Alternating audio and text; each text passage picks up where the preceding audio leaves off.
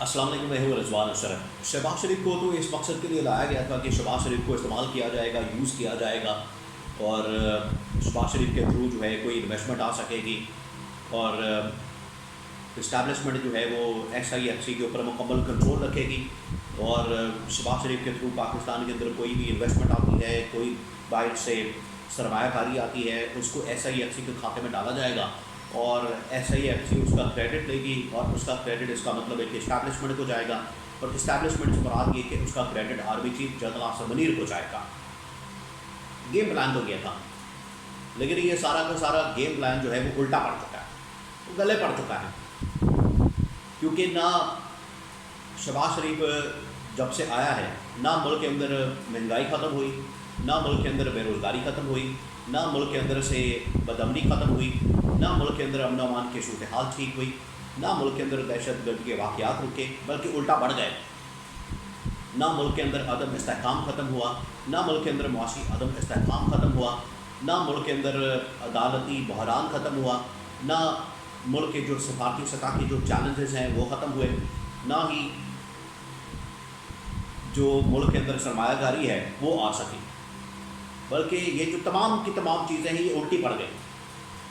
عدم استحکام بڑھ گیا، سیاسی ہو، معاشی ہو، عدالتی ہو، ملک کے اندر بے روزگاری، مہنگائی وہ بھی آسمان پر پہنچ گئی، امن و امان کی صورتحال خراب ہو گئی، دہشت گردی کے واقعات بڑھ گئے، اور اب نیل پہ دہلا یہ ہوا ہے کہ جو عالمی سربراہان ہیں، جس طرح سے محمد بن سلمان یا باہر سے جو انویسٹر آنے تھے، جو سرمایہ کاری آنی تھی، وہ بھی رک گئی ہے،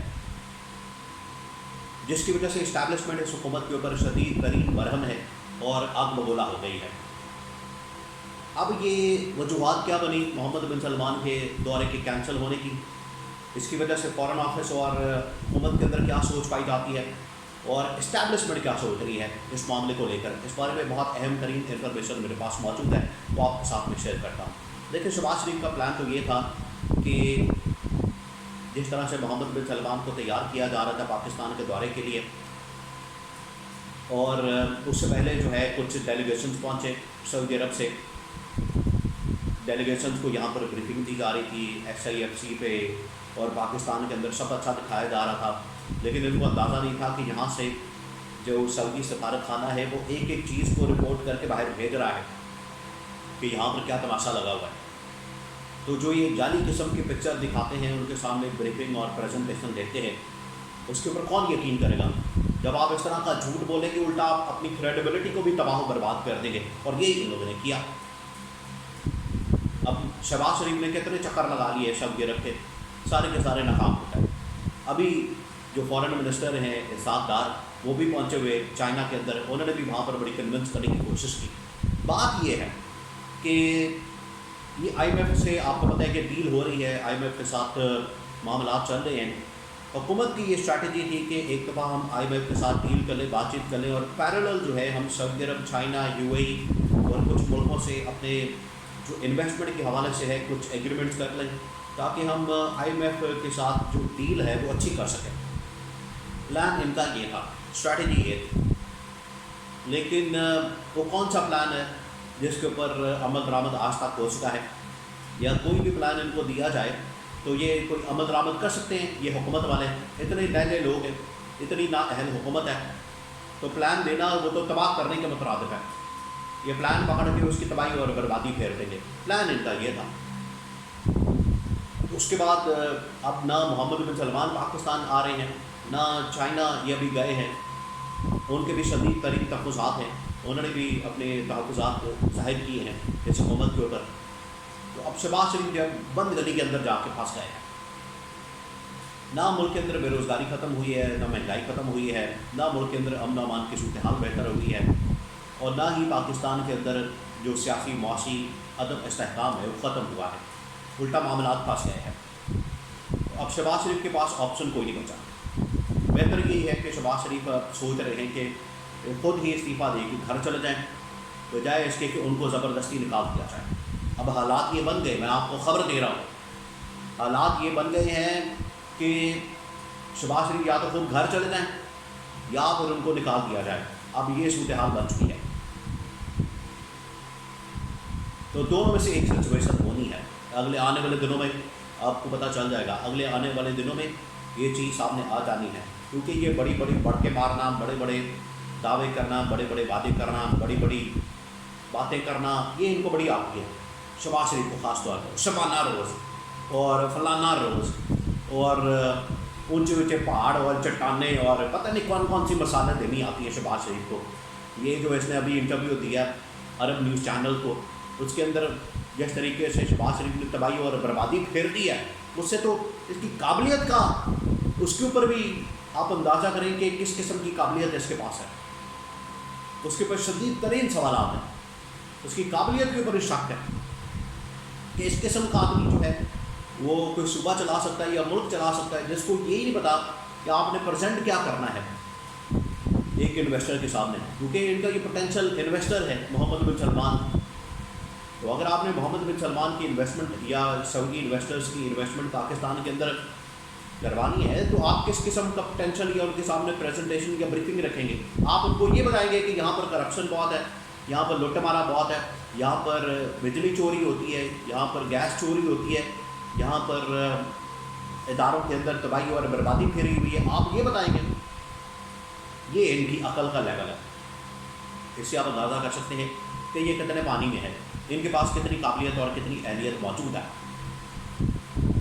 तो अब शहबाज शरीफ के पास दो ही ऑप्शन बचे हैं। पहला ऑप्शन ये है कि या तो वो खुद घर चले जाए, इस्तीफ़ा दे के, वरना फिर वॉर ही आया है। ये होना है इनके साथ, क्योंकि अब चीज़ें बड़ी आउट ऑफ कंट्रोल हो चुकी हैं और इनको समझ नहीं आ रही कि अब करना क्या है। ये फंस गए बुरी तरह से, इनको बिल्कुल समझ नहीं आ रही। और इनका अंदाज़ा इस बात से लगाया जा सकता है कि अब इकॉनमी के ऊपर भी तबाही और बर्बादी फेर रही है इन लोगों ने। महंगाई, बेरोज़गारी, मुल्क के अंदर अमन अमान की सूरत हाल बिल्कुल ख़राब कर दिया। अब इस्टेब्लिशमेंट का प्लान ये था कि जब army chief general Asim Munir आए थे तो उनका प्लान ये था कि हम अरब ममालिक से 25-25 अरब डॉलर्स ले आएंगे, सऊदी अरब से, यूएई से, कुवैत से, कतर से। तो ये 100 अरब डॉलर्स हो जाएंगे, बारे नियारे हो जाएंगे पाकिस्तान के अंदर, इतने अरब डॉलर्स आ जाएंगे और सारा क्रेडिट भी हमें जाएगा, पैसा भी आ जाएगा, इकॉनमी भी ठीक हो जाएगी और पीटीआई इमरान खान को हम दबा देंगे और यहाँ पर मुल्क के अंदर हम अपना राज कायम कर लेंगे। ये एक प्लान था। लेकिन इस्टेब्लिशमेंट को भी अंदाज़ा हो गया है कि ये हुकूमत तो अपने काम सही नहीं कर सकती। शहबाज शरीफ को तो पार्टी से निकाल दिया, शहबाज शरीफ को तो पार्टी से बाहर कर दिया, शहबाज शरीफ को तो अपनी पार्टी वाले ओन नहीं करते और मैं इस बंदे को लेकर बैठा हुआ। मैं कितनी देर तक उस बंदे को बचा के रखूँगा या सपोर्ट करूँगा या इसके साथ खड़ा होऊंगा या इसके पीछे खड़ा होऊंगा, इसका क्या फ़ायदा होगा? तो ये इस्टेब्लिशमेंट को भी अब समझ आ चुकी है और आप देखिए वो सिग्नल, वो निशानियाँ नज़र आ रही हैं कि इस्टेब्लिशमेंट और ये हुकूमत जो है अब एक पेज के ऊपर नज़र नहीं आ रही। इसी वजह से इनसे हमला किया जाता है, इनकी जानब से हमला होता है इस्टेब्लिशमेंट के ऊपर, जर्नलों के ऊपर, मार्शल लॉ लगाने के ऊपर। एंटी इस्टेब्लिशमेंट एक बयानिया आ रहा है। शहबाज शरीफ कितनी देर तक, शहबाज शरीफ का एक बड़ा नज़रिया है, शहबाज शरीफ का एक नज़रिया, एक सोच है कि हमें पहले कारकर्दगी दिखानी चाहिए, हमें बना के रखनी चाहिए इस्टेब्लिशमेंट के साथ, कारकर्दगी दिखा के फिर हम इस्टेब्लिशमेंट को साइड पर कर सकते हैं। लो कारकर्दगी देख लो इनकी, ज़ीरो कारकर्दगी। ये शहबाज शरीफ का तो इंटरव्यू सुन के कारकर्दगी सामने आ जाती है कि जिसके पास विज़न भी नहीं है और चीज़ों की अंडरस्टैंडिंग भी नहीं है, तो वो कारकर्दगी क्या घटा दिखाएगा? इस किस्म की कारकर्दगी, इस तरह से तो कारकर्दगी सामने नहीं आ सकती या इस तरह से तो कारकर्दगी नहीं दिखाई जा सकती इस किस्म के विजन के साथ या इस किस्म की सोच के साथ या अप्रोच के साथ। आपको बेसिक चीज़ों का नॉलेज नहीं है, बेसिक अंडरस्टैंडिंग नहीं है कि आपने किस तरह से इन्वेस्टर को पाकिस्तान के अंदर लाना है। तो ये इमरान खान ने तो इनके बारे में पहले ही बता दिया था कि एक तो ये पढ़े लिखे नहीं, दूसरा ये कि कोशिश भी नहीं करते। ये इनके अंदर ख़राबी है, यही इनके अंदर मसला है, यही इनके अंदर तबाही और बर्बादी का जो सबसे बड़ा सबब है वो यही है।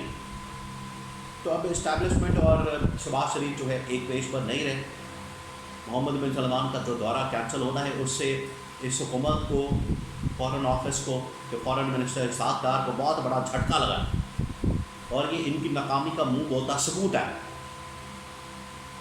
जो कि इस पाकिस्तान के गले पड़ा है और इस्टेब्लिशमेंट के भी गले पड़ा। अब उन्होंने गले से उतारना है اور اس کو فارغ کرنا ہے۔